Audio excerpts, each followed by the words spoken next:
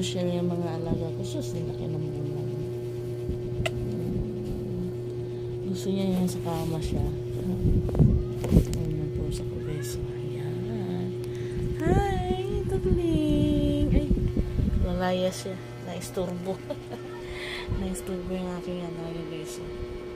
Thinking. Ayan, higaya siya. Naisturbo ko siya. Sorry. Anto siya, nabuntis na siya, guys. Nabuntis na itong alaga ko, guys. Yan, may patuloy siya. Ito naman yung pusa kong isa. Buntis din ang pangalan niya. Yan. Naana ito ng maliliit na pusa.